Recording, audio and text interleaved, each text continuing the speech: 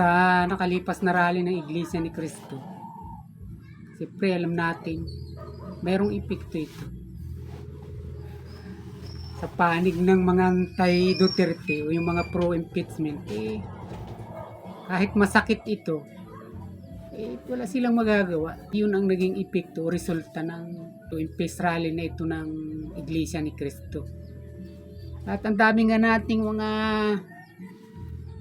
komento o mga opinion, mapa DDS man yan, mapa Pinklawan man yan, at siyempre mapa loyalista man yan. Merong nangyayari, pinipilit sirain yung bilang ng mga inilabas na ito nga ay ayon sa PNP mismo yung nagsabi na ito ay nasa 1.5 million. Pero lahat ito, hinahanapan pa rin ng butas, katulad nitong isang vlogger na alam ko dilawan ito, si Ginoong Contreras. Pinipilit niyang himay-himay na mali raw yung bilang na yun. Kung mag-i-estimate din lamang ay mali yung paraang ginamit. Ibig sabihin, pinipilit burahin na ganun yung dami ng mga nagrally na yun na Iglesia ni Cristo. Pilit nila itong hanapan ng butas na 1.5 million na nga, pagkatapos may putal daw, mali raw yun. Yan sa akin yung 500,000 na lang mahirapan na kayo nun tapos ito 1.5 something tapos may mga putal-putal kini-question ninyo na parang dating puro kasinungalingan lang yung dami at bilang. ganito yung kanilang mga ginagawa, itong mga opinion nila o mga reaksyon sa nangyaring rally ng Iglesia ni Cristo itong nakaraang araw. At meron naman na ang ginagawa naman nila ay nagkakanya-kanyang ang opinion naman nila, hindi raw naman yung para sa Duterteng rally, kundi yun ay pagpabor sa kagustuhan ni Bongbong Marcos. Maikling salita, sa administrasyon ito sumusuporta, hindi sa mga Duterte. Dahil siyempre ang pinaka-conclusion kaya ng mga DDS dito kay BP Sara ito pabor, dahil nga siyempre hindi na ito mai-impeach, at yun yung pinaglalaban nga sa tingin nila ng mga DDS, yun nga yung pinaglalaban ng mga Iglesia ni Cristo. At siyempre bago tayo tuluyang pumalaot katulad ng dati, isang magandang araw muna sa inyo lahat. Si Makatang Tambay pong muli nagpupugay na walang ibang tanging puhunan kung mga logic lang ng buhay. Pa-subscribe kung hindi ka nakakapag-subscribe, at subukan mong panoorin kung ang mayroon kayo Makatang Tambay. Thank you. Tuloy nga natin itong mga kanya-kanyang opinion, kanya-kanyang reaksyon ng itong mga grupo na alam naman natin na nagmamasid, at pagkatapos magmasid ang marami dito naiinggit. Yun ang kinalabasan nito, at hindi nila tuamin, pero mababakas mo sa kanilang mga pag-oobserba at kanilang mga reaksyon na ito nga binablog nga ng bawat isa sa kanila.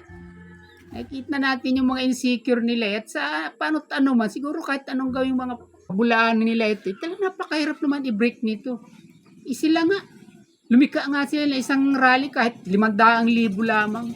Huwag nilang paabutin ng 1 milyon, at pagkatapos makikita nila o mararamdaman man lamang nila na para sa isang tao lamang, kung kaya nilang gawin yun o kayang tumbasan. Ang sa akin, pinipilit nilang hanapan ng butas at sirain pa rin yung isang katotohanan na talagang ang mga Duterte nananatiling popular, nananatiling naroon ang suporta ng tao. At kaya nga tayo labis-labis ng nadidismaya kahit paanong sabihin nila. Impeachment na yan ay tinadhana ng batas, at kinakailangan talagang gawin kung mayroong isang opisyal na may ginagawang anomalya na kailangang patalsikin sa pisto. Kahit narin yung impeachment, hindi ako makumbinsi, kahit totoo na rin talaga yan. Hindi naman natin maipasubalian yan o may tatanggi. Pero parating question ko rito, tuwi na itong sinasabi ko, basta may mga binubuo akong video. Yung kanilang layunin, yung nasa likod ng mga bagay na ito, yun yung sinasabi ko parati. bakit kung lehitimo nagtalang kailangan habulin mo yung opisyal na yun at para patalskin? Bakit ang hindi? Hindi ba? Ang problema yung nakikita natin na pinipilit nilang bigyan ng kaso, gawa ng problema at para maisulong nila impeachment at pagkatapos sa dakong huli sa kanila ang kapakinabangan, hindi naman sa taong bayan. Yung parating natin binibigyan din sa mga binubuo nating mga reaksyon. At maliwanag naman yun na ganito talaga ang kanilang intention. Hindi kita mo naman kung talagang ikaw ay mahilig magmasid o manood o magsuri sa mga ginawa ng Quadcom sa Kongreso. Dahil yun naman talaga nag-ugat kaya nagkaroon ng grounds itong impeachment nga na isinampa na nga ng ilang grupo. Dahil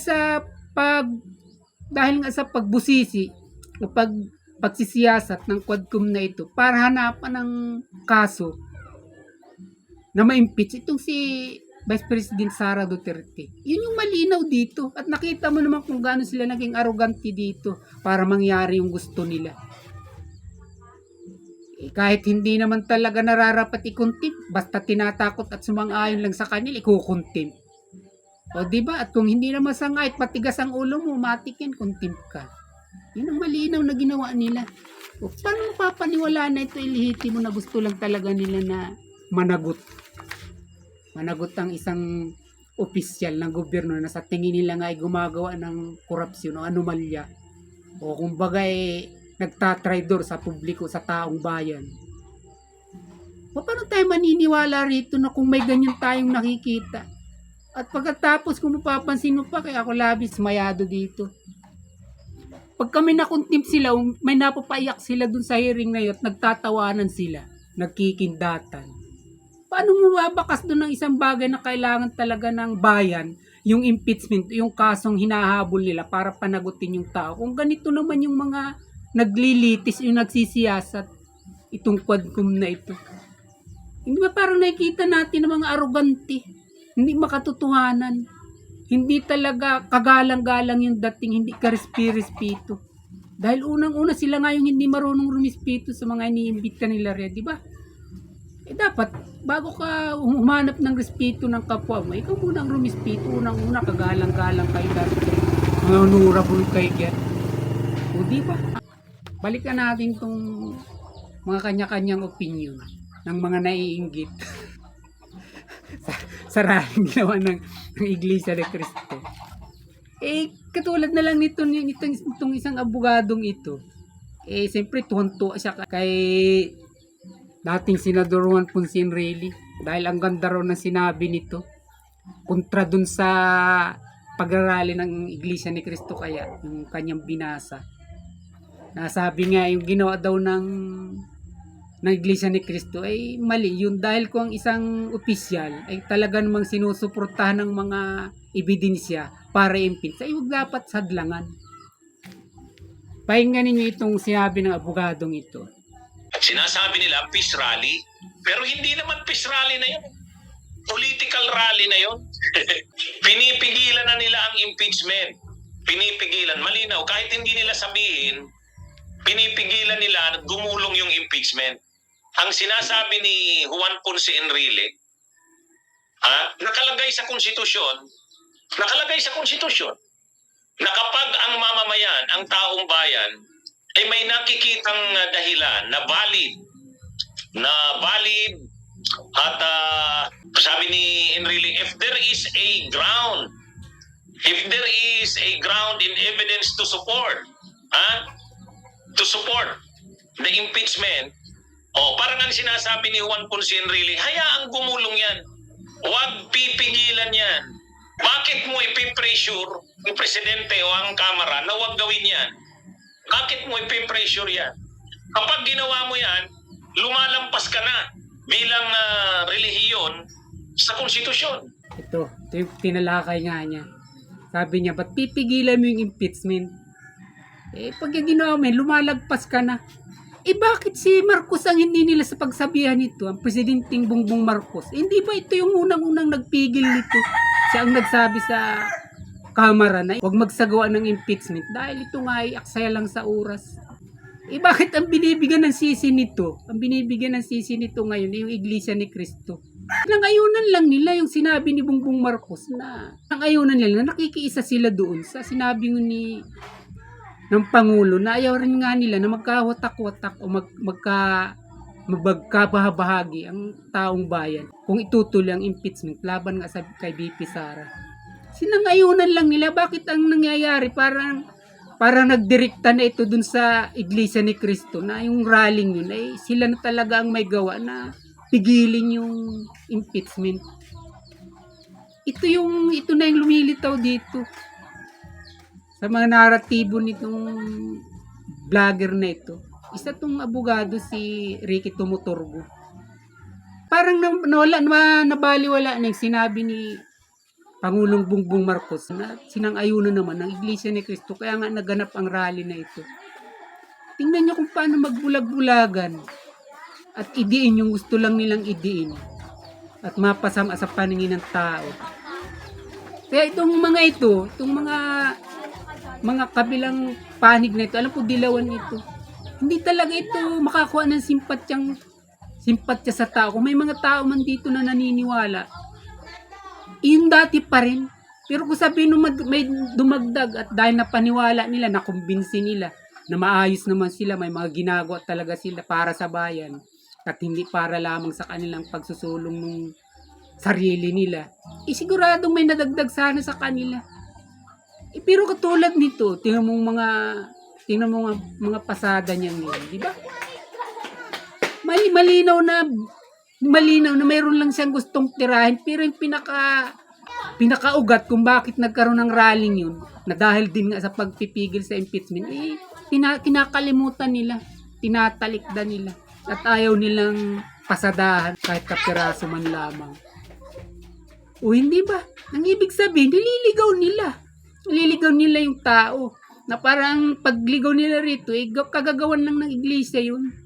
Hindi naman talaga yung peace rally, kundi yun ay political rally dahil nga gusto nilang pigilin yung impeachment laban kay Inday Sara, kay BP Sara. Sa isang banda, kahit ganun talaga ang kalalabasan nito, bakit hindi nila sisihin ang Pangulong Bongbong Marcos na sa kanya ito nagsimula, na sinabayan lamang na sinang-ayunan ng Iglesia ni Cristo. Sa mga reaksyon nilang ito, isa lamang yung ating paulit-ulit na nagiging basa. Sa mga ginagawa nilang ito, talagang punong-puno sila ng inggit dahil hindi nila talaga kayang tumbasan kahit anong gawin nilang sira sa mga Duterte. Yung nangyaring yun. Dahil alam naman natin lahat sabihin man natin na yun ay totoo yung sinasabi nila na yun ay naging pabor kay BP Sara, kagagawan yun Pangulong Bongbong Marcos at kabilang banda, ugatin din nila, banggitin din nila kung bakit nagkaroon ng peace rally ang Iglesia ni Cristo, ang religious group na ito, na ang nilabasan nga, ang hindi nga, ito, pumabor nga sa Duterte lalong-lalo na kay Inday Sara.